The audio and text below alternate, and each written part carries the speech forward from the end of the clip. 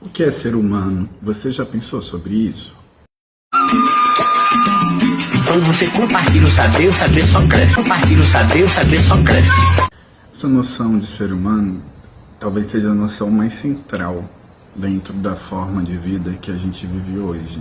Ela marca a forma como nós nos identificamos, nos distinguimos e nos relacionamos com tudo mais que existe no mundo. No geral, ela marca 3 dimensões. Uma dimensão biológica, nós somos uma espécie, Homo sapiens. Uma dimensão psicológica, porque nós somos essa espécie, é definida pela nossa capacidade de pensar, nossa consciência, a nossa racionalidade, a nossa linguagem, enfim, nossa capacidade de refletir. E uma dimensão antropológica, marcada por uma dignidade de se reconhecer como ser humano, como parte desse nós, que nos dá determinados direitos. Desse ponto de vista biológico, a gente também pode complexificar ele um pouco mais, porque nós não somos simplesmente uma espécie que surgiu pronta. Nós somos produto de um longo processo evolutivo que passou por determinadas contingências, que se adaptou a essas contingências através de rupturas e continuidades. Se a gente olha para a nossa história a partir da arqueologia, a gente vai concebendo o ser humano a partir desse processo de produção de ferramentas de pedra, do domínio do fogo, a partir da identificação de práticas funerárias e também do desenvolvimento da arte rupestre.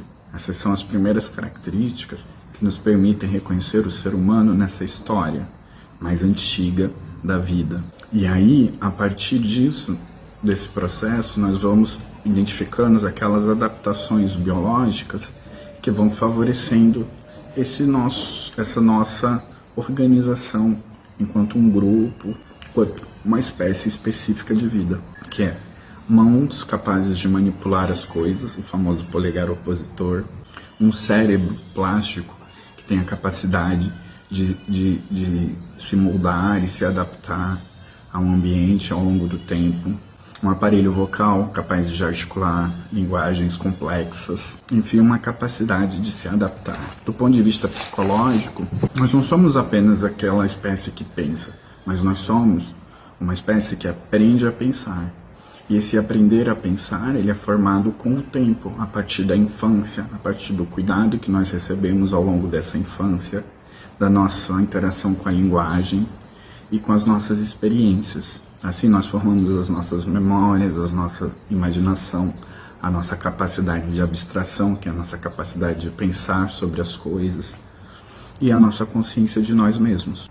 E então nós entramos nessa dimensão antropológica e histórica do ser humano, que é nós não apenas somos seres que aprendemos, mas somos seres que acumulamos conhecimento e que somos capazes de transmitir esse conhecimento de geração para geração, certo? Nós transmitimos técnicas, histórias, mitos, regras, instrumentos. Cada geração ela já nasce dentro de um mundo pensado, de um mundo formado por esse pensamento. E é aí que a técnica se constitui uma dimensão central do ser humano, porque é através das ferramentas que nós produzimos, como a escrita, os números, as máquinas, os algoritmos, que nós vivemos. Mas quando a gente faz uma antropologia comparando diferentes grupos humanos, a gente percebe que o central não é a distinção entre o humano e o não humano, mas entre nós e os outros, certo?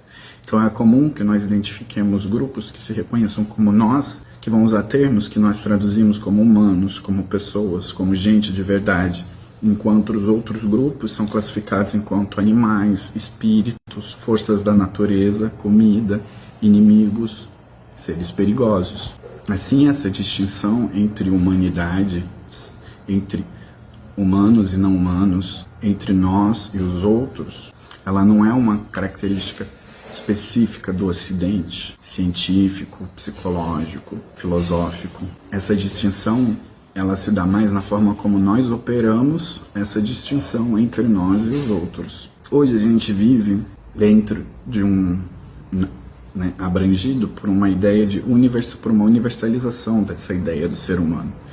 Mas essa universalização ela é de uma ideia específica do ser humano que tem origem lá na Europa colonizadora.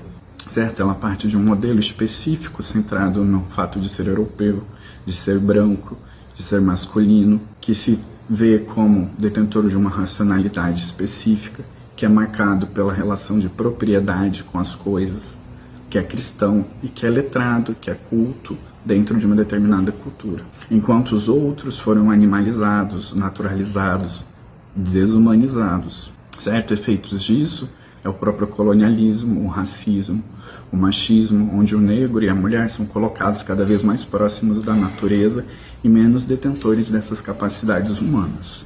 Assim, há uma hierarquização da humanidade, uma arcaização que, em última instância, é uma separação entre o ser humano e a natureza, entre o animal racional e o animal que não pensa, que não tem linguagem, que não tem moral. Assim, tem esse humano idealizado, central, branco, europeu, e outras humanidades mais próximas do animal e da natureza, que, portanto, são exploráveis, né? A partir da violência gerada por essa experiência, a gente desenvolveu, né, lá perto da década de 50, essa ideia dos direitos humanos.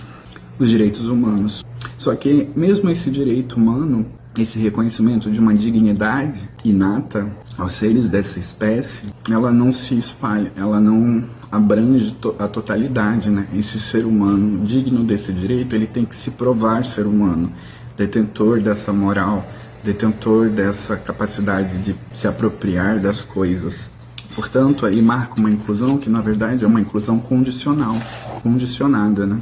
E essa exigência ainda desse condicionamento, desse brigar para se reconhecer humano, é mais ainda acentuada hoje nesses momentos em que a gente vive não só a exacerbação dessa violência, né, em nome de uma liberdade, de uma democracia que se vê como o suprassumo da humanidade, mas também a crise climática produzida por esse tipo de comportamento, né, e a ideia que a gente tem hoje do antropoceno, de que nós seres humanos estamos moldando e transformando a Terra.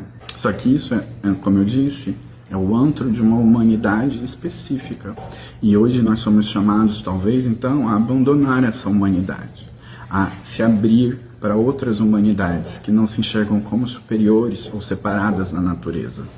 E enxergar o ser humano como uma condição relacional, situada, e assumir as responsabilidades dessa relação, entendendo ela como uma relação que é viva, que é histórica, que é técnica, que é corporal e que também é compartilhada, para além disso que nós definimos como nós. E por isso é importante pensar sobre o que é ser humano.